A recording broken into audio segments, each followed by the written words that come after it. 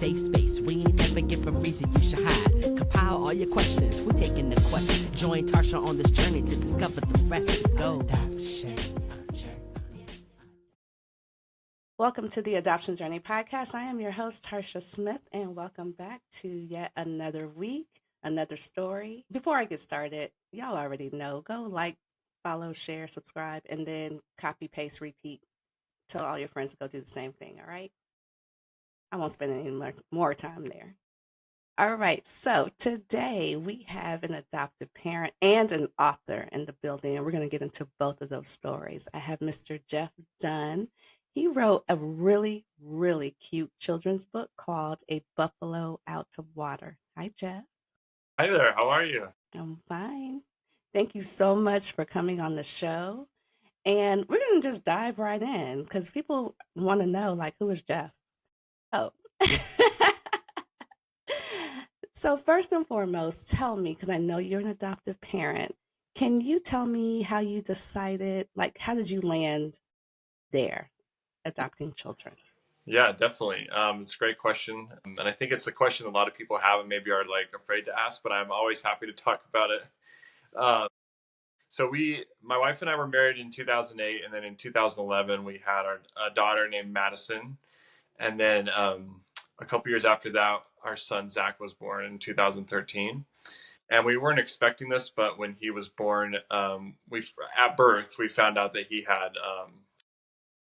a facial syndrome that causes some complications. It's a genetic syndrome called Treacher-Collins syndrome. It's the same syndrome if you know the book Wonder, or have you ever seen that movie? The main character in that book is based on somebody that has this syndrome. So it affects like hearing, speech, appearance, obviously. Just has a lot of things and challenges that come with it. It's been amazing having Zach in our family, but when we found out that we were carriers of this syndrome, we kind of had to decide if we wanted to keep having kids, because having kids naturally or biologically was there was just a lot higher risk of all that. So my wife just really felt a really strong kind of calling to like have more children. Like she felt like there were more children out there that were going to be part of our family, and she kind of led me along. I was like, okay, yeah, that sounds cool. Like I like kids, and I'm I gotta on stop board. you right there. Hold on, I gotta stop. I gotta jump in. Because as the father, you guys have a bad rap when it comes to wanting to adopt. So Really? yeah. So you were like, I like kids, sure. Yeah, I was What kind was of like, that like initially? Were you surprised when she was like, let's adopt, or? yeah, I was a little bit. I mean, I'd never just really thought about it, and I guess I kind of play into that same bad rap, I guess, because I was like a little bit like, wait, what are we doing? Like so yeah, I think my wife has just kind of like led me along in all ways of life, though. Like she's always a couple steps ahead As of we me. do, as we do as women. That's right.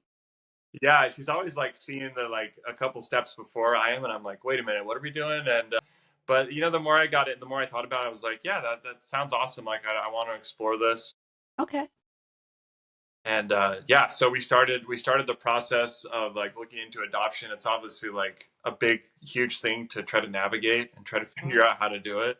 Yeah. And I give a lot of the credit to my wife. Like she just was really like tenacious and like did lots of research about like how do you do this. Got connected with some really great.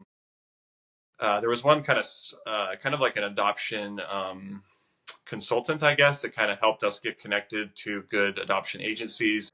So yeah, we had one. I don't. Do we just keep going with this? Or I can keep telling the story. Yeah, keep going, because people need to know. Like everyone has a different journey. Some people are thinking about adopting. Yeah. Some people, yeah. So they want to know, for people that have done it, what does it look like? And I know every state's laws are different, and the nitty gritty. But overall, like, what does it look like? Yeah. Okay. And so, yeah, keep going. I'll jump in. Don't worry. Keep going. I'm kind of like, I'm going to get rolling here, and I don't know. I don't want to just. Okay. No, let's go. I'm ready. Yeah, so we got matched, which is people that are not familiar with adoption. Like we put a profile together. We're like, here's our family. Here's what we're looking. Here's what I want to adopt. We want more kids in our family. And so you did private adoption. Yeah. If I'm hearing right. Okay. Yeah. So I'm sorry, I didn't even know that terminology. So this is educational for me too. Yeah, so we put together a little profile and showed some pictures of our family. And, you show a picture of your house and you kind of talked about your hobbies and like your faith and, a lot of different things just to kind of give people an idea of who you are as people and Mm-hmm. kind of your values. So yeah, we had gotten matched. Our birth mother had seen our profile and wanted to place her child with our family, which was amazing. And we were just so excited. We were honored, humbled, all that stuff. But it was around Christmas time. I believe it was 2018, and we were about to get on the plane to go to Houston to meet this birth mother, and we were going to be there at the birth of this little girl. And then, I mean, it's not final until it's final, until you're there at Right. and the mother signs the paper. We were just kind of like trying to manage expectations, trying to show love to this woman, and like, either way, whatever you choose to do, like, we love you, we support you. So it happened that in that situation at the last minute, she just decided that she wanted to parent. So it was a mix of emotion. I mean, it was like we were happy for her and we felt like she had made a good decision, but it was also heartbreaking at the same time. So it's kind Yeah. of like a lot to Get process. into that for me, especially for as a man, as the man. What does that feel like? Like you said, you got on the plane, and then she's like, "I can't do this." Yeah, Talk about your emotions.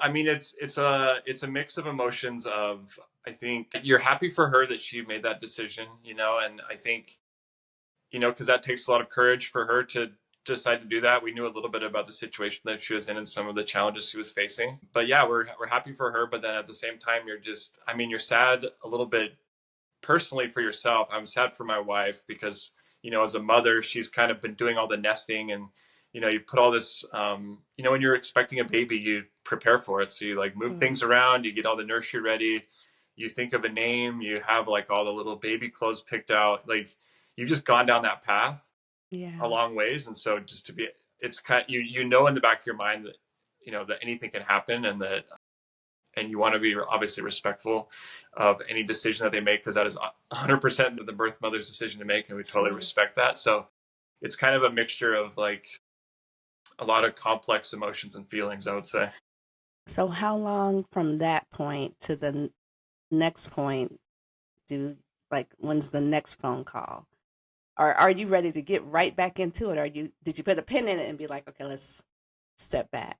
I'm trying to remember all the timing, but yeah, I think we kind of just jumped back into it. I mean, we were Okay. sad, and it was actually like, I think this baby was, if I remember correctly, it was going to be born on like Christmas Eve or like the day before Christmas Eve. So all this Mm, happened like, around the it was kind of holidays. like, oh man, that, it's again like you're just kind of trying to process all these emotions. Yeah, so then we kind of just jumped right back into it, and we got it was later that, so that was 2018, and then wait, actually that might have been 2017 because our son William, our first child that we adopted, was born in July of 2019. I think towards the end of that, like in November of that year, so about 11 months later, about a year later, we ended up getting matched with another birth mother, and she is from, she still lives there, but she's in Fort Worth, Texas. But she went up to Wichita, Kansas to have the baby up there. It was kind of, I can't remember the terminology for it, but it was a place where she could stay and that the people would Mm-hmm. take her to her doctor's appointments and stuff Mm-hmm. like that. Just kind of make sure that she was taken care of while she was there. We got matched with her. We were really excited. We wanted to go out and meet her and just like get to know her a little Mm-hmm. bit better. So we flew out to Kansas. I want to say maybe like in April or May of that year, like a few months before the baby was going to be born, and just like spent some time with her and her friend. And we like went to a park. I remember we were like hanging out at the park, and she had like she was really pregnant. The belly. Yeah, the big belly. So it was fun to just like hang out with her. And we went to dinner, and yeah, so it was kind of nice. Just we didn't want to have like the first time we were meeting her be at the Be hospital, and at the like, hospital, sure. so And that now I have to ask this: is she same race or is it different race? it's different race. Yeah. So we had just put in our adoption profile that we were open to any child. No, we didn't put like restrictions on that, and that ended Mm-hmm. up being the birth mom that we were matched with. Match So fit. yeah, Okay. so her family were refugee. They are refugees from Kenya, so they had come over but she was one of the younger kids in her family, so Mm-hmm. um she had was all intents and purposes American. Like she had been raised in America, but she had that culture in her family. And her mom was quite a bit older, so her mom was like very African. So yeah, I guess I just say yeah. So that was kind of the context of that. And the birth father was actually they were both had been born in Africa. So the birth father was born in the Congo, but he had come over later in Mm. life. So he actually like culturally was more African. Sure. Yeah. So yeah, that's just a little bit about the birth family. So, okay, so now I have another question. Yeah. What has that been like to raise, because he's not that old, so 2019, so in 2024, so he's still a kid. Yeah. Oh yeah. He's Yeah.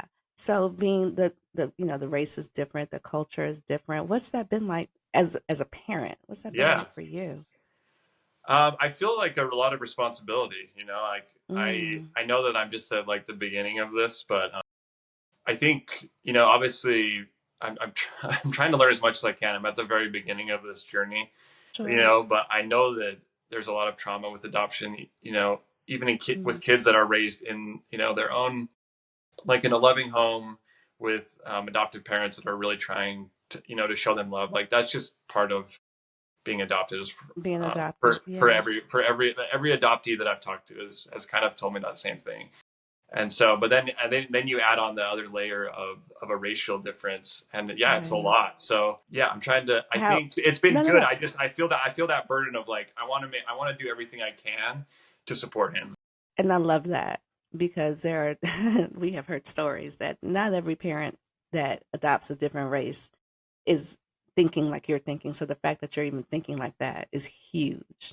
Yeah. Is Well, I huge. mean, I don't mean to pat myself on the back or anything. I'm just saying, like, I think my wife and I both feel like we're both people that like really value diversity and culture, and we're not trying to like assimilate anyone into like anything. It's just like Right. we want to you're going to be raised in our home, we're trying to teach you values, show you love, but like we Sure. understand there's another layer of this, and we Another want you to feel layer. like you can connect not only with your birth family but like your culture, whatever part of that you want to identify with, whether if it's the African, if it's the American, if it's both. Like we want to support both of our boys who are both black, who are adopted. So that was kind of part of Yeah, our thing. I That was part where we were grateful to. I don't know if grateful is the right word, but I'm glad that we have two black sons in some ways, because we didn't want to have one child that just felt totally isolated. Like yeah. I look different. There's nobody else in my family They that looks have the way some that I kind do. of mirror, if you Yeah, will. not that it's Are they like biological siblings or they're not? not Okay. biological, but yeah, they're both black. And so I mean, again, my wife is the smart one and she's always like a few steps ahead of me, but like, at least there's, when they're sitting at the dinner table or Christmas morning or like all these kind of core memories that they're going to have, Sure. we're hopeful that like that will help a little bit, just to see like somebody else in their family Right. that looks like they do, even though it's not, I mean, That it's not ideal, like what you would, you'd it's want to have. So, but anyway, that's kind of yeah. like our hope. So we'll see. Okay. So you walked me through adoption for the first one, and the second one. Is there a huge age difference between the two?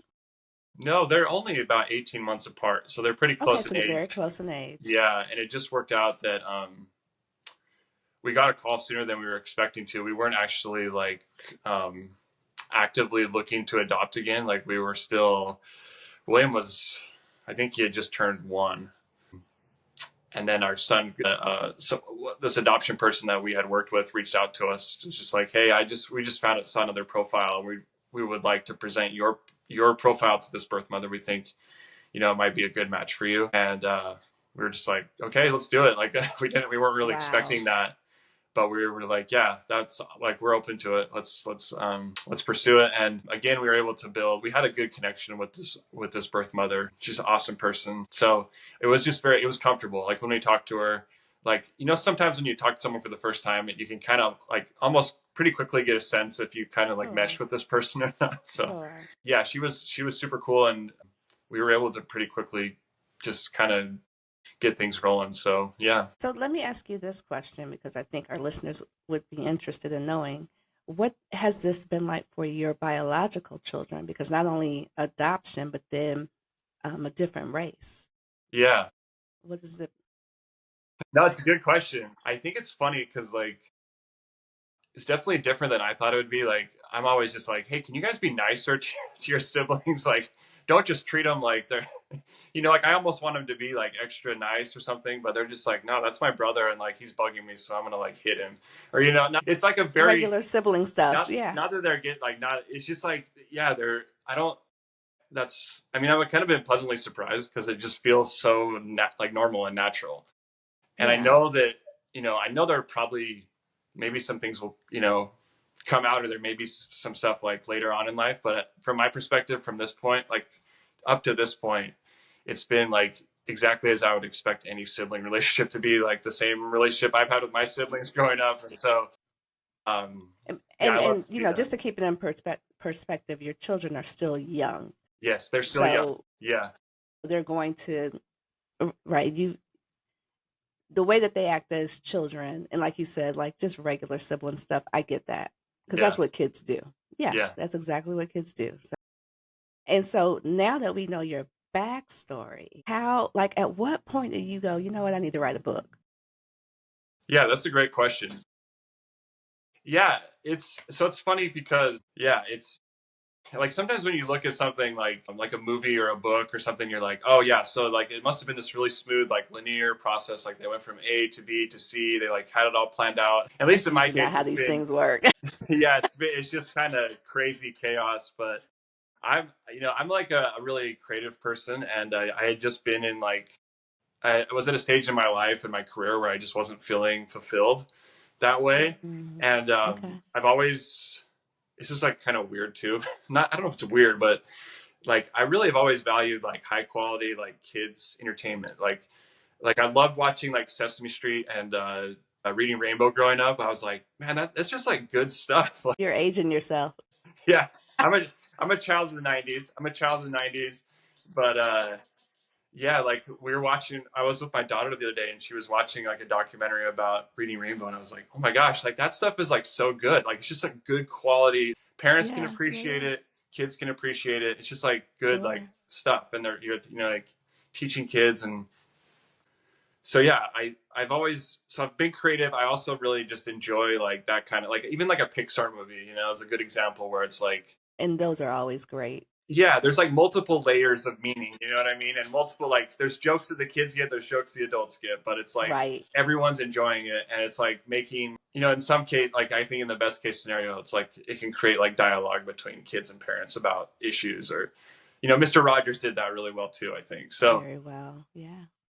So yeah, I think all that stuff, I was like, man, I would really love to write like a kid's book someday. And I don't even know like what it would be about. And so I kind of like started, this is like years ago, like a funny idea would pop in my head, or like I would just write it down.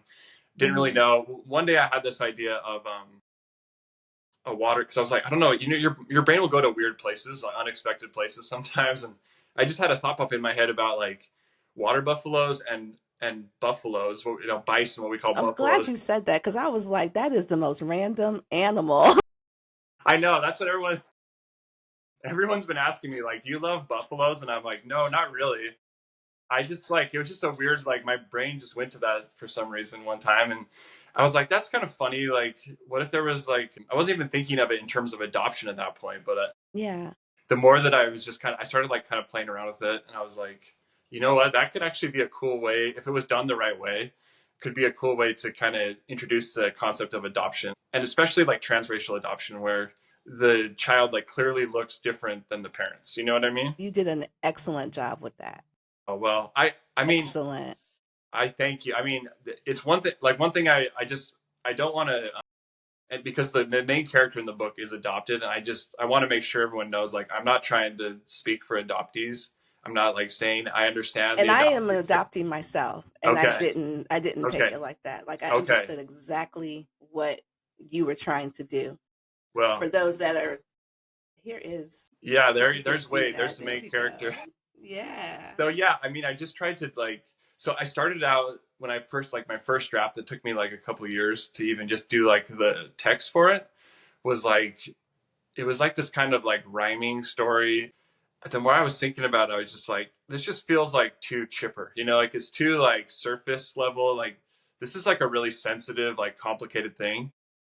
I don't want to like overcomplicate it for kids. I want it to like be understandable, but I want to like kind of honor what this is too. You know what I mean? And not be like too flippant about it or flippant at all.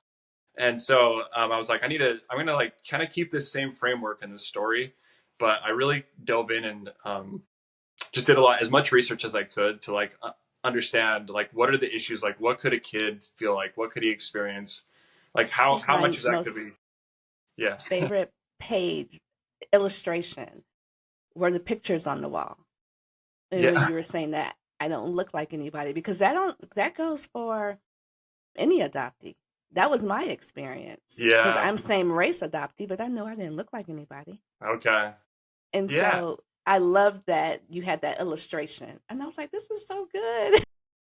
Oh, well, I mean, that means a lot. Like at the end of the day, like I care about my sons. I care about all adoptees. Like I've seen the statistics. I know there's like a lot of horrible things, you know, and really sad things that, you know, are tied in with being an adoptee. So my whole intent is to like do whatever like tiny little teeny tiny thing I can do to help. And Yeah. so it's great to hear that. And yeah, I think at one point the story was like the main character was reunited with his birth family and it was like this happy ending. But then I was like, wait, well, I don't want to.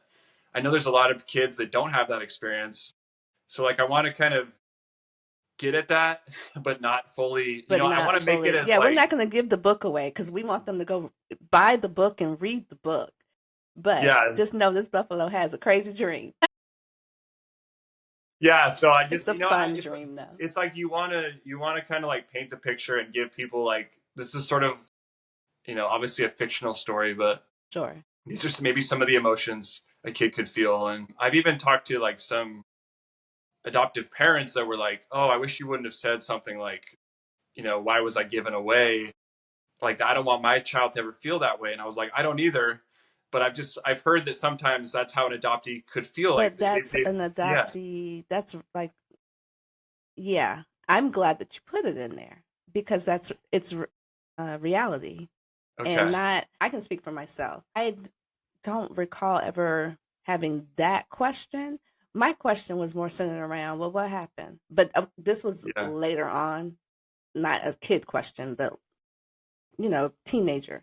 Sure. Well, what happened? So we have all different types of questions. They come out different kind of ways. And one of the questions might be, why was I given away? Yeah. And then when I reunited with my own birth family, I got my answer. I know why I was put up for adoption. Yeah. So what you did was, I think that was, you attacked it correctly. Okay. Well, thank you. So, yeah, I mean, it's been just an amazing project. Like, from a, you know, just being able to be creative, like write a story, come up with a story, find an illustrator, like really try to tell the story, make beautiful pictures and make it all match up. And then yeah, I think it would be cool. But then I think what has really made it fulfilling for me is just, you know, having adopted children myself. And then it's really, I've learned so much just since I've started putting the book out there. Like hearing from adoptees has been amazing. Like that's what I've realized. Like that's where I need to go next. Is like I just want to hear from every adoptee I can, adult adoptee.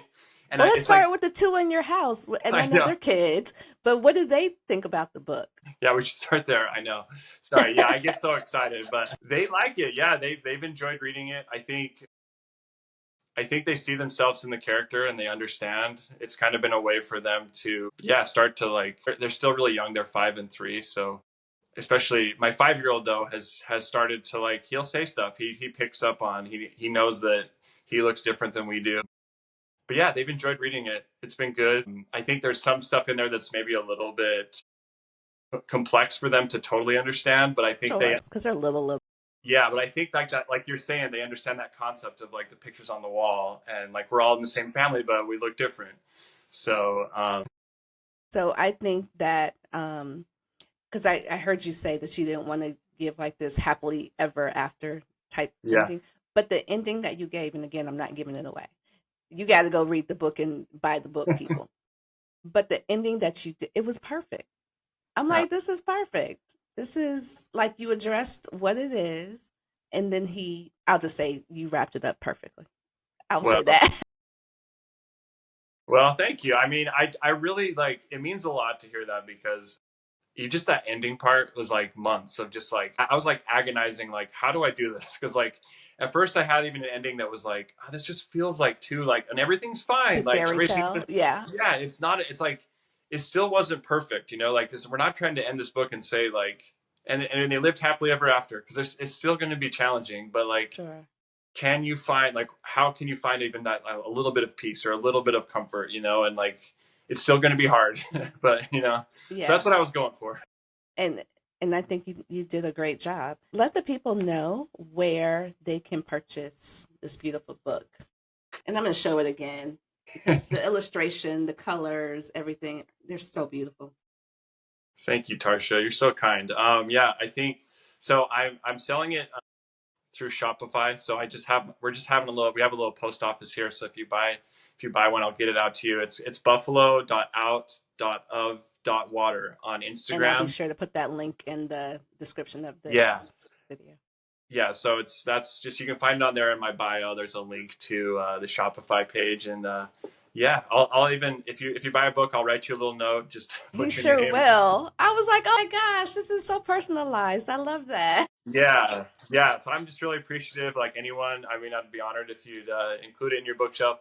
I think for me too, like I'll just say that I want this to be like I hope that, like, you know, people that are adopted can maybe see themselves in the character in some way, and that, you know, it's a mirror for them. But I also really hope that it's for kids who are not adopted, that don't understand what it is and what it could feel like, and at least gives them like a little bit of a window into what that experience could feel like.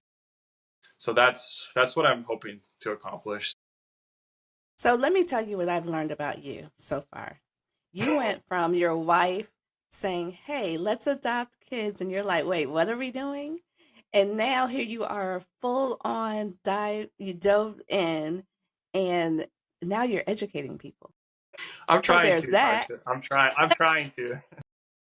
I'm like an all or nothing person. That's what my wife always like. If I'm doing it, like I I'm can doing see it that. 100%. So I can see that. yeah, I can see I that. love my boys. So like, you know, I want to do whatever I just, not to say that I'm, you know, I just love them. So yeah, As you should, as yeah, you should, yeah, because they're your boys. yeah. They are. They are. And let me ask you this one question about their adoption, because I'm going to assume they're open or semi-open. They're open. Yeah, Open, okay. yeah. What has that been like? Have you been able to still communicate with their birth parents or mother? Yeah. Yeah, we have. I'll just be totally honest again too, because I'm not perfect. I don't want to tell you that I'm like a saint or anything, but like at first, like I was a little bit like nervous about that. I was like, do we need to have like Mm. some more boundaries, or like what is this? But like as I just open myself up to it, it's been the best thing ever. I love it. And like, so when my son William turned 1, we went down to Fort Worth, and we were there for his birthday with his birth family. And so it was his birth Mm. dad is really involved. And he, we had like a party at his house. All of his cousins, grandparents, like his birth family was there. And it was just so cool. It's almost like, it feels like it would be like threat, but like it was just expanded I feel like that's my Yeah, I was family. actually going to ask you that. Does it feel like It feels you like my took it family right out of my doubled in mouth? size. If it, like it feels so, it was like very natural. It just is like we're all family. Like even though we're not family by blood, we are family. The birth mom and the birth dad are not like, you know, they don't talk or whatever, but like the same thing with the birth mom, I consider my family 100%. Like I don't know if like sisters is the right term for it, but like that's the kind of like relationship that I'm just like, when I see her, it's like that kind of like familiar, like family kind of feeling. So I wasn't expecting that at all. So that's been really cool. And then our with Quentin, his birth mom is amazing too. I mean, she has other children. And so we're not as like, we haven't done as much with her. My wife, again, I'm giving her all the credit because she sends Quentin was born on the 11th of the month, I think. Yeah. So she'll send the birth mom some pictures every month on the Pictures. 11th day. Sure.